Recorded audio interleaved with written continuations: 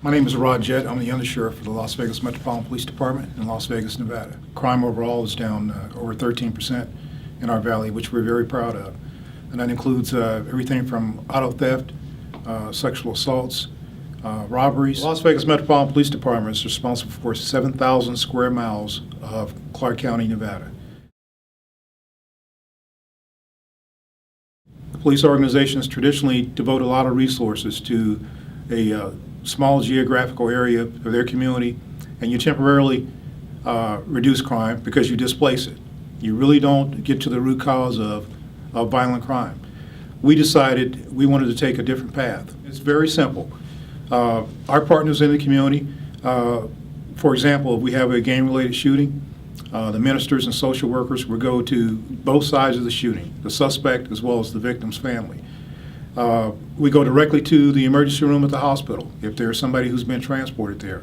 And the ministers and the other folks in the community will go in and have a conversation with the family and talk about why it's not prudent to retaliate, why that's not going to benefit anybody.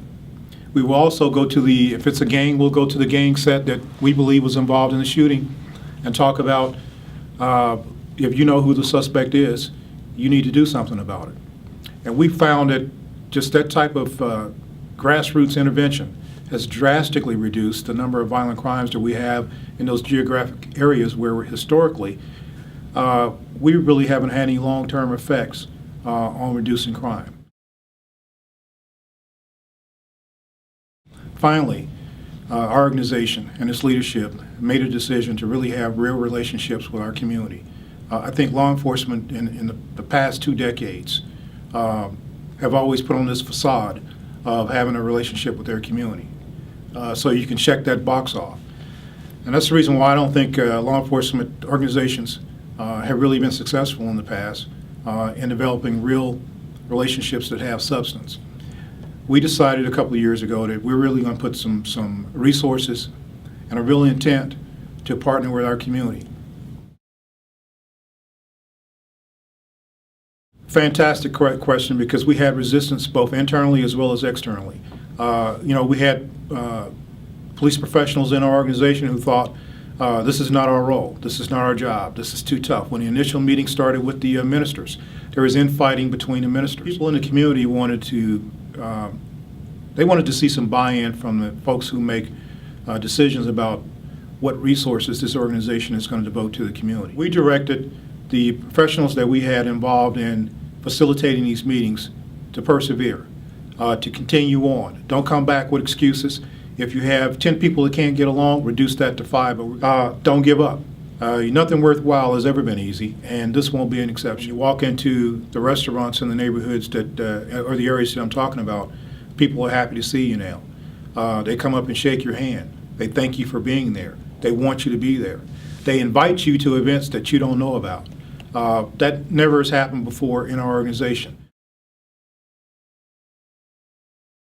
We started this program off with a project called A Safe Village. It's faith-based.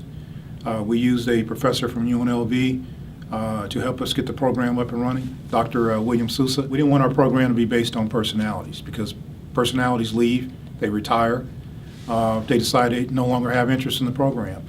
We wanted a program that was going to sustain itself just because it was effective and it was the right thing to do in the community. And basically what it is just a group of people coming together, ministers, police officers, social workers, people who have a real interest in changing the dynamics of their community. But for me, in my 30-year career, really what I've seen has had the greatest impact is the community involvement. If we didn't have the ministers involved and social workers and other people in the community who came out and joined us and told the folks who were committing crime in their neighborhoods that we're not going to tolerate this anymore, that we would see the kind of success that we've had. And it's been so successful. Now we're starting a second program in the predominantly Hispanic community called Safe Valley.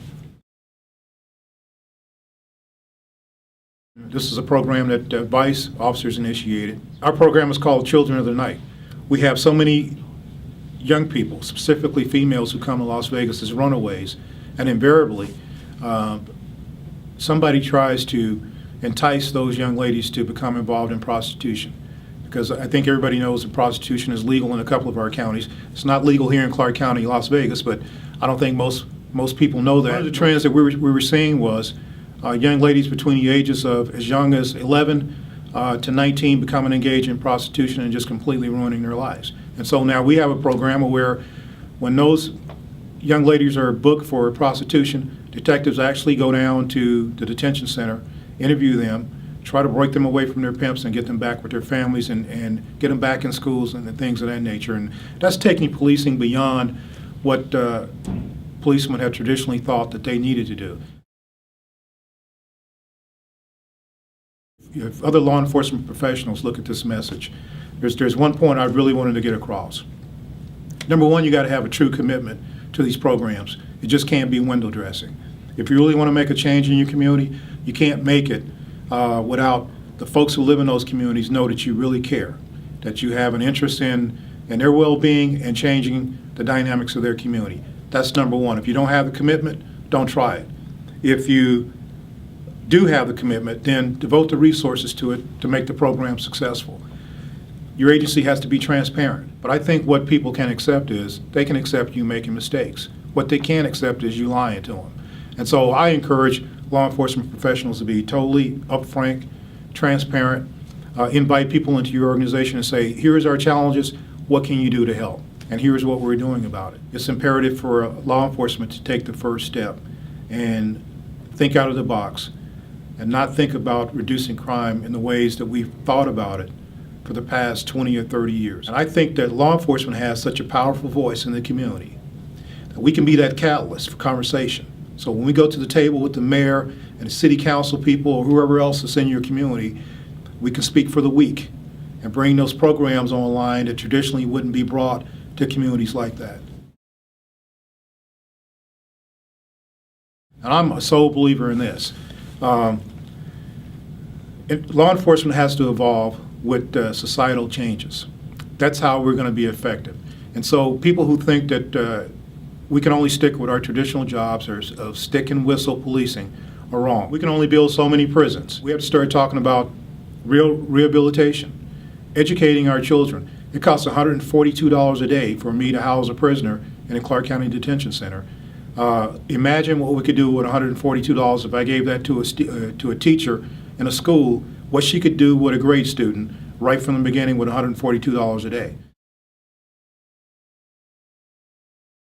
My father was a police officer here in this town, and when I was an adult, I didn't know if law enforcement was going to be the choice that I was going to make, but I knew I wanted to do something that would help people. I've always been a Boy Scout at heart. I think there was a lot of things throughout history that would impact an African American's ability to rise to the level of number two in an organization, any organization. So he knew that I had all those challenges. My parents got divorced when I was probably 4 years old, so he knew I had those challenges. I grew up in the projects, so I had those challenges.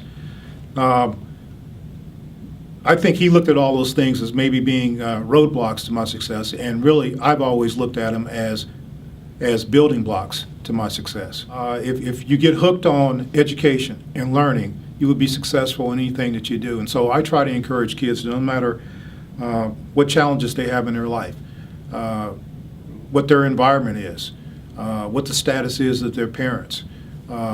If you obtain a good education and you have that strong desire for learning throughout life, you can have my job or you can be the President of the United States. It really doesn't matter.